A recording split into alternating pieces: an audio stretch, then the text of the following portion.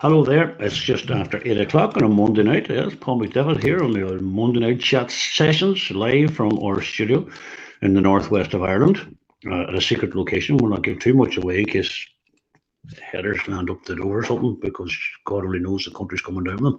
But I hope you're well. It's been a strange kind of a weekend, hasn't it? I find it a bit rare.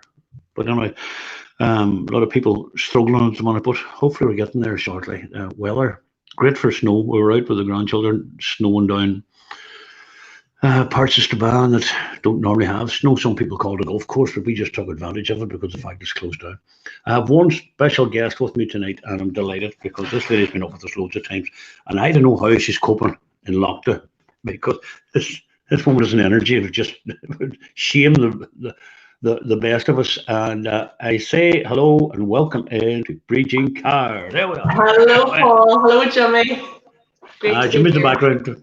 Don't be talking to him. He's in the Is that background. Jimmy behind you there, leaning on the fence? That there's my granda going on the boat to America, and that's my granny on the other side there. Where's my granny go? There, that's her there. That's they left the harbour in Derry in 1933, and that's him with his black hat on there, and sailed across the Atlantic. They did.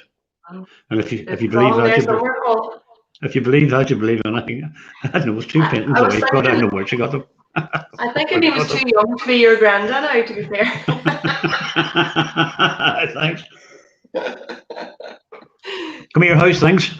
Good, yeah, busy. In a rare kind of a way. Very strange, because very rare. when I mentioned at the start, like you are one of these people that's just got energy and a bit of energy because you've never, you've so many things going on. How have you coped with the whole sort of lockdown thing? Well, it couldn't have come at a worse time, and in hindsight, a better time for me personally. Really, we've been so busy building up to the new album release, and we're going on tour back on tour again in the US, which I was really looking forward to, and had put down all the groundwork, and then all of a sudden, just gone. Had you everything in line for that, or everything? Almost, yeah. We had it was invitations, and we had all the kind of itinerary sort of laid out. I had been in December for a week myself. It was the wee doll Kayla. She was singing as well at the Mary from Dunloe Donegal Association Ball in Philadelphia, and we had met a lot of people from home over there, from Tyrone, Derry, Donegal, and we kind of had the groundwork done for what kind of music they wanted to hear and when would be a good time to catch most of the festivals together. So that was all in the plan for the summer. But like everybody else, everybody had plans that we just had to change. And I have to say, like the people that I'm working with in terms of the Wild Atlantic Women, the Blue Ribbon people, and the people from Lurgy Brexit, I've never seen the word I would use is resilience, and the way that people have bounced back and come up with new ways to do what it is that they do. And as you say, keep saying, in fairness, I've been called nuts and crazy and off my rocker for some of those projects in the last few weeks, but sure. I know. Well, hopefully, you're planning America again. Would that be part of your outlook now, like to go back to America? It was the long-term goal for a long time. I had been first time to go? No, actually, when I was a lot younger, even younger than the granddad in the picture there, I was lucky enough. I was on a music scholarship to Boston College, just straight after St. Pat's. And while we were there, myself and two of the girls, we went busking in Quincy Market, and we're having the crack, busking, singing these Irish songs and that. And next thing, these two big bodyguards came over, and I thought they were going to move us on, that we weren't meant to be busking. And long story short, it turned out to be Teddy Kennedy Jr.'s bodyguards. You know the Kennedy family, so Teddy, and he invited us to the Cape Cod, to the compound to play there for the Kennedy compound. So of course, being the chances that we were at the time and being young and all the rest of us, well, we're here with a group from Wider Horizons, and there's 25 of us, and there's 6 teachers from the different. And next thing, the whole lot of us went. It was just brilliant. God, that's great. That's a good memories. And touring America, what were you taking on the East Coast kind of a thing, just or? Yeah. I have family in Boston and New York and Philadelphia, so it was kind of catch everything, see the guys, see the family, see the friends, and then get in, some music and get some writing done as well, because that's also a huge part of what my week would make. I would write something nearly every 2-3 days, and when you have new scenery and new places to go and new people to meet, it's sort of easier to come up with new material, I suppose. So. Now, have you been doing much writing since kind of lockdown? Have you? Yeah, I've kind of gone not so much a different direction. The album's still there; it's still coming out. So I decided, in I think it was October time, that I would make a new launch date would be the 12th of March. So it would be the anniversary of the first lockdown, to sort of as a positive sign that the day, as I say, the day the music died, to coin a phrase, that a year on, that we still have the album to do, but in that time, to answer your question, so much written, so many new directions in terms of the old stuff that I had written in the Blue Book, changing it to Irish, changing some of the Irish songs to English, writing more for children, more time to just explore different areas. And the big thing that I've been exploring and having an awful lot of fun with is the video making and kind of Lucy Barney.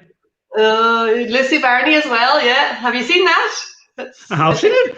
I'm going to tell you, Lucy and Barney and Barney Brack. But of course, I'm Mrs. Dinosaur. No questions asked. No, but I seen it. I thought, brilliant. It wouldn't be you, to come out with something like that. What did that involve for you? Well, basically, because I was doing the hashtag One at Once before Christmas, decided, okay, we're all within 5K, and during the last lockdown, I thought, right, find an area, different scenery within 5K of the house, and film myself singing one of the songs or whatever. The first couple of times I was awful odd and awful shy, and you'd have the guitar ready to go, and then you'd see somebody going walking, and you're like, hide the guitar, and hello. I know. There you go. And then they would go on past, you'd like look, and then times you'd run up the road and back down. Like, I definitely lost my marbles somewhere along the way. Run up the road and go for it, record it, and it wasn't a case of right, listen back and see is that good enough, because you literally had 15 minutes or half an hour to load it, and just to heck what anybody thought. And what I discovered was I've discovered a new kind of come see, come sa attitude, that as long as I'm having fun and the people around me are having fun in my circle, then that's what matters. Well, you see, this is it, and that's a good way to look at it. And as you see, you've learned something else about yourself. That's brilliant, And you see, you had great success with the single just towards the end of last year. A little bit of diva. That's a bit mad. Maybe it's because it's very true. That song was one of the first songs I wrote with the Wild Atlantic Women for a Blue Ribbon Wild Atlantic Wains show. We sang it on the stage and everybody loved it, and we all thought, right, the girls were always saying you have to record it, you have to record it. So when I recorded it, and we did it for the Wild Atlantic Women concert last year in the Greenan Theatre, and I was so lucky because Lorna, Karen and Jolene, the Henry girls, they agreed to do the harmonies for it on the day. And I was like, of course, it was like a child on Christmas Day. I couldn't believe this was huge for me, and it still is. So then I got a sort of bolder and just said, you wouldn't mind putting down the harmony, because the album was done at this stage. You wouldn't mind putting down some harmonies, and we'll put it on the single. And they were delighted to. So I applied for the music stimulus. That's another story, and so did loads of people. And the album was ready to go. And on the same day as I got the rejection from music stimulus that the album wasn't good enough, it made the top 10 recommended playlist on RTE, and it was album of the week in BBC Gaeilge. So, but you were on the playlist. You were on the RTE playlist even before you launched it. Aye, for 2 weeks. It's not even launched yet. It's not launched until the end of January. you know, but the song and stuff. Then you had the video out with it, and it was brilliant. I thought the song was amazing. The finished product was just amazing. Well, I did the song. That was the song, and then I was really, really grateful to the girls. And then I went out then and did the video. It must be about 3 weeks, no, 3 weeks ago now. And Kayla helped me with the video and put it all together. And it was sitting on the computer for a good 10 days before, like, because I was going, oh, it's cringy, oh, it's funny, oh, it's just meant to be a bit of crack. And then, oh, it's cringy, I'm mortified, my husband will never speak to me again. All these different things going on in my head. And then one day I just said, it was the Sunday that we were, expecting all the funds in for Donegal Hospice. So I thought just to give it that last little push, put it out that day, and it was like this, waiting for the avalanche of negativity, and it never came. In fact, anything but. I mean, I suppose what happened is I got the affirmation of what everybody suspected for years. Everybody thought I was nuts. Now they know I am, like, so. But it's a wild feeling, isn't it? Sitting there and anticipating, you don't know what way it's going to go. Once you've launched it, it's out there now. You have to sit back and, I know what you mean now. But the girls are loving it. The idea was we're all cooped up, we're in home, we can't go anywhere. And that dress that I'm wearing in at the Guna, as I said, just said, right, girls, grab the Guna. We can't go anywhere. I got the Guna out that I wore last year in the show, and got the wellies and the rubber gloves, and did all the chores in the video. And I see that. But that's, you have to sort of come up with different ideas, and it's great that you do that. What about homeschool and stuff? How you cope with that, or?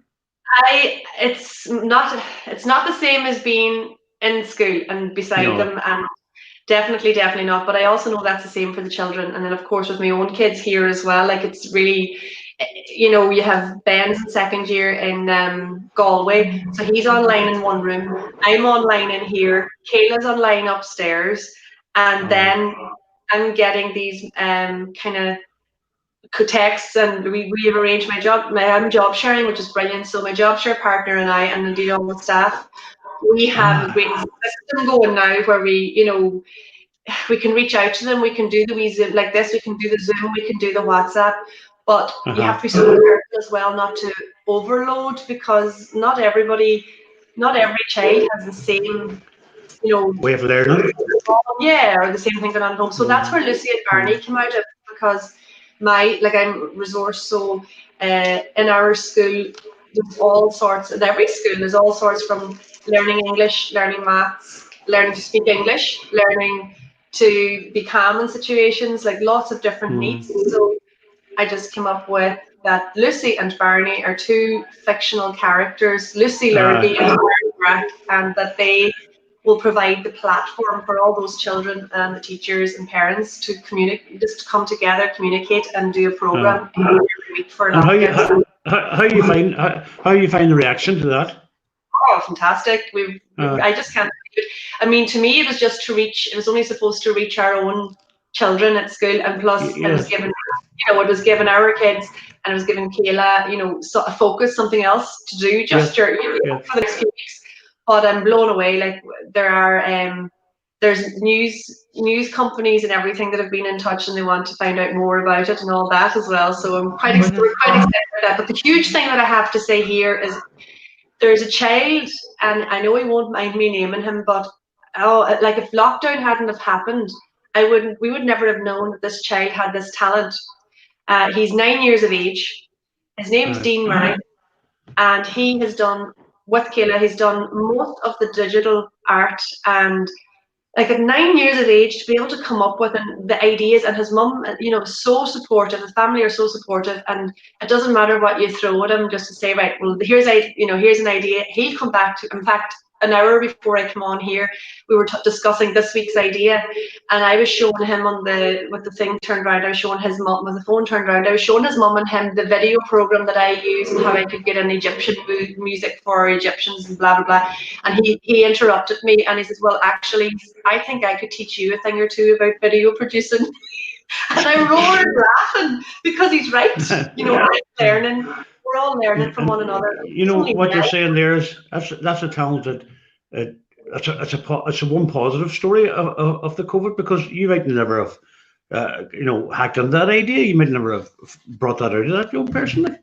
And there's so many others. I mean, you want to see what's coming in with the children. They're sending in, there's a little girl, she's just a legend. She's teaching children how to play piano. She's only 6th class. Another wee girl teaching how to play guitar chords. And, Kayla teaching how to tie shoelaces, like anything we can think of. Very good.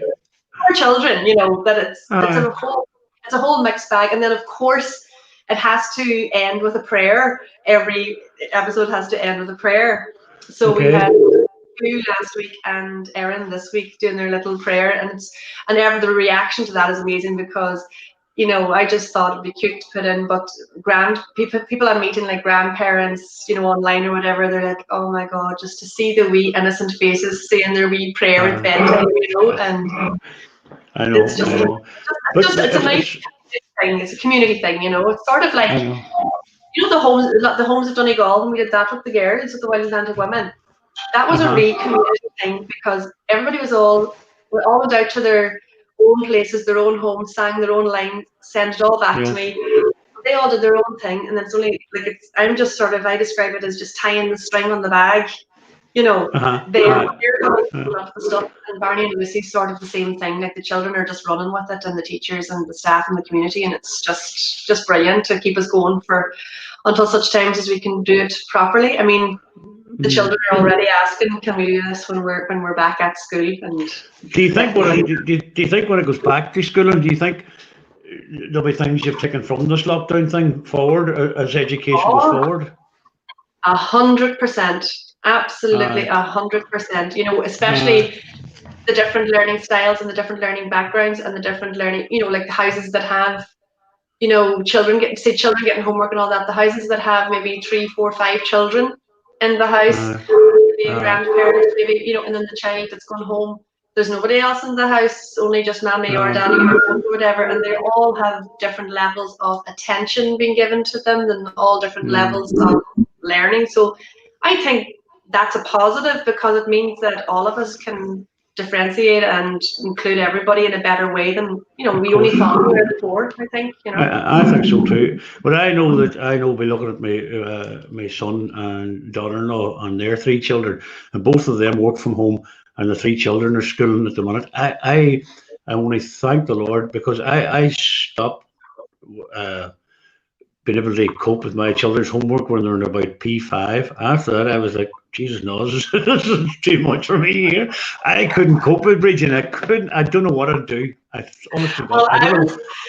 was the best maths teacher. I was best whenever I had 5th and 6th class. I remember I was absolutely great at teaching maths because I hadn't a clue, and I used to take the book home and study it and really study how am I going to teach something I don't know. And I find that that's happening. A lot of parents are suddenly realizing now that they have to do the research and they have to do the background to be able to help the children. So I don't know, it's definitely a learning curve for all of us, but even down to the simple things like gardening and baking and going for walks and that, it's some more emphasis on family now maybe than what was before.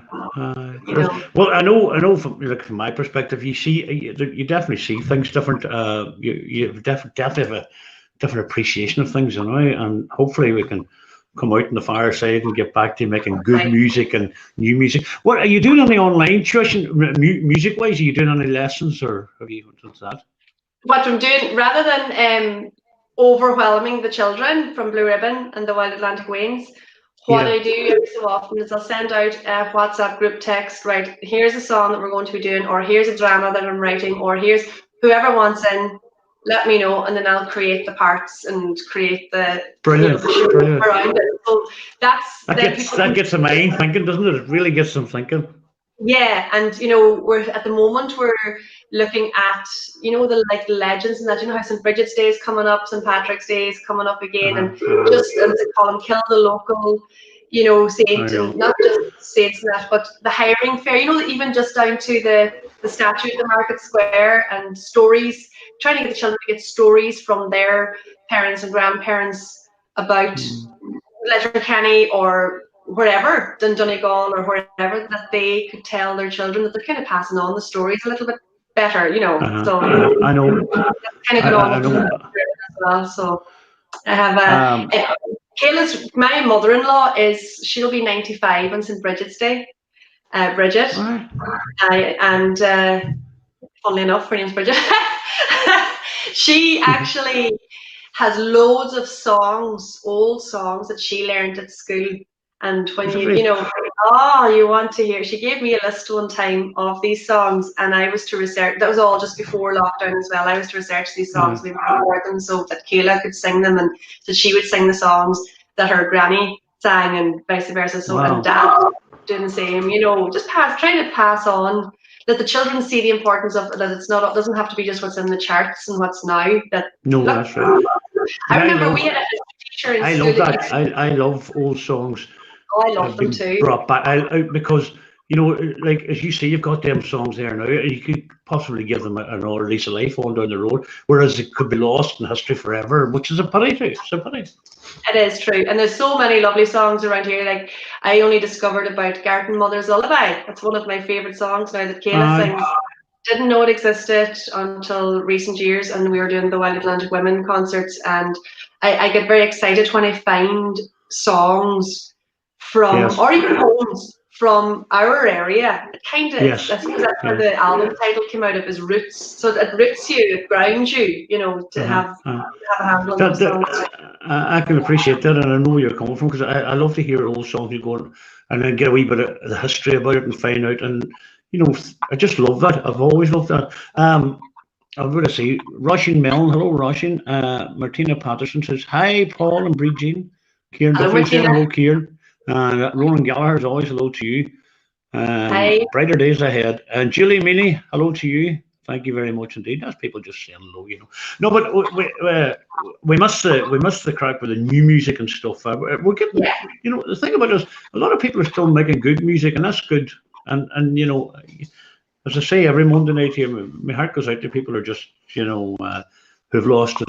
Everything, I'm not so bad because of other things going on. You have lost, but to lose it financially has to be an awful strain in life, But hopefully, please God, we'll get turned around. I'd love to see you heading back to America. I'd love to see that happen for you. And this, I don't think it's that far away. Maybe not this year, but you would like to think next year, Oh, I feel blessed and I feel lucky. We got in December, I suppose, so you have to December the year before. That's the way I look at it. And then I haven't seen go on.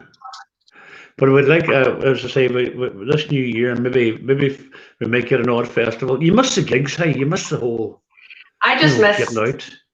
I miss especially when the gig's over. I know that sounds strange, but when the gig's over and the stage is empty, and then you pull out the guitars and you have that sing song. That to me is the best, and the thing that I missed completely the most during all this. Those writing the song 2 and 3 in the morning together. Those are the ones.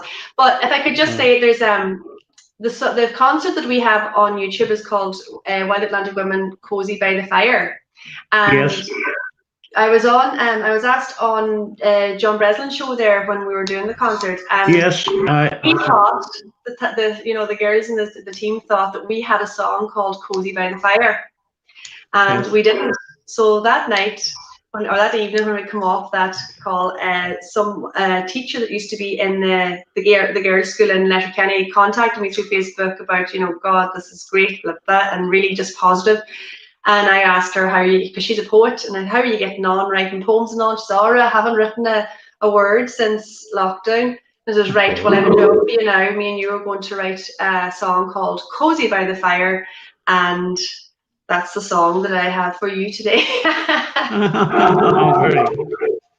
Brilliant. That's great. That's great. Are you writing any new stuff at the minute? Are you just concentrating on the album that you have? No, load of new stuff. I have this one that I've done with Colette called Cozy by the Fire. I have a couple of Irish songs. I'm going to do an EP as well for Shark McGilligan.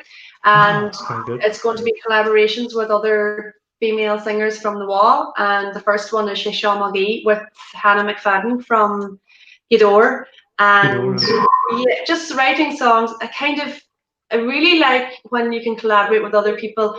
I'm really excited as well. I have a song on the album called Lord Help Me See.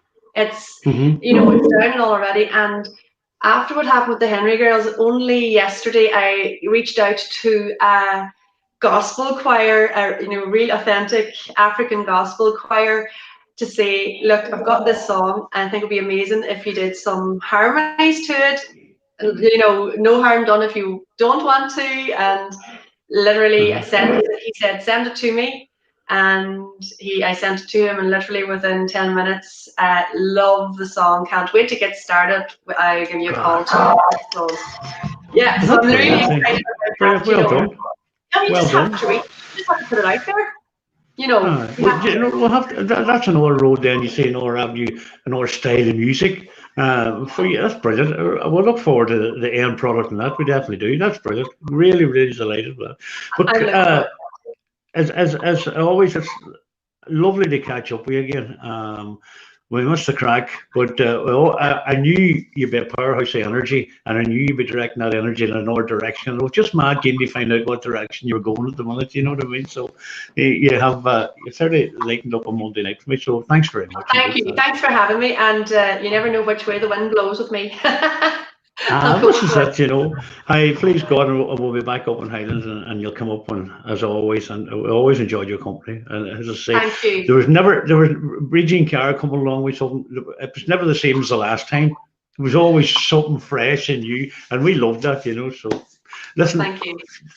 Take care, stay safe, keep making the music, and keep writing the stories and doing the whole Lucy and Barney thing. Keep it all going. And you might do a voiceover. You might do a voiceover for that. Yeah, Jesus, you fire away. No better man. I could write you write me and come back to me. And anything to keep the mind.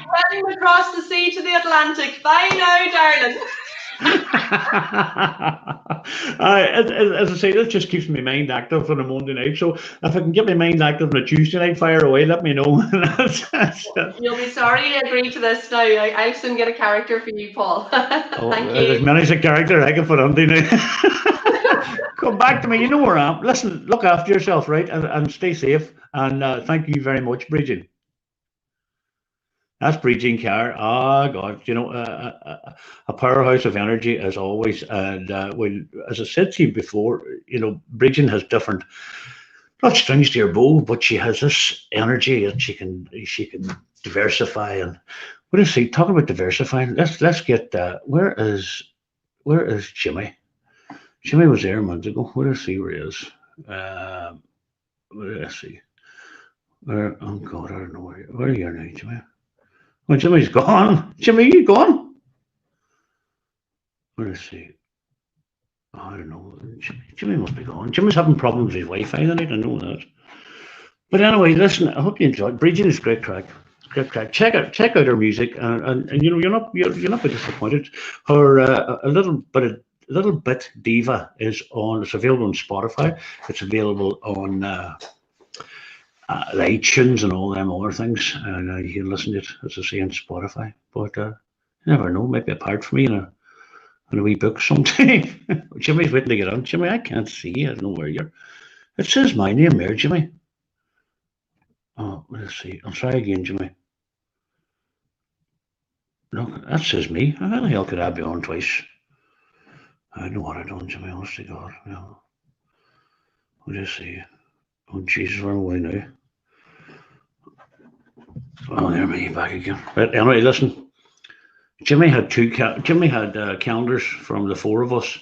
A friend of his sent him out, and he got an album from the four of us. Sent him free. I had to buy mine, but Jimmy got his free. But anyway, crack yourself. There he's there. There he's there. What is he? What is he? There you are. Are you all right now? Oh. Where? I can't hear you. I can't hear you. No, you're on to. Oh, you're on. What the hell? Hang on, you might see. It doesn't. You're muted now. On mute. Right. No, Jimmy, you're away. I can't hear you. What were you saying, Jimmy? Show us the album, anyway. Keep playing about keep playing about. What do you think? Show us the album. That is the calendars from the four of us for 2020. And Jimmy's frozen again. 2021. And the. I thought you were brushing your hair there. And the show us the album, the 12-inch vinyl. Brilliant. I'm looking forward to it. Getting one of them calendars from the four of us. There is the album, Sugar Island. Brilliant album. Check it out sometime. Jimmy, I don't know what's wrong. The microphone's gone. Your microphone's gone. The red vinyl. Lovely. The class I played, mine's actually the last. It's brilliant. I'd love to hear. Jimmy, you must have mute or something. Try on mute or. I can't hear what you're saying. I just see a big red hair there. No bother. Jimmy, thanks very much. I don't know what happened there with Jimmy. Listen, look after yourself. Have a good week. I've another wee special guest next Monday night, and you're going to love this lady because we love her to bits. I'll not tell you who it is, but join me then. Listen, take care. Slán.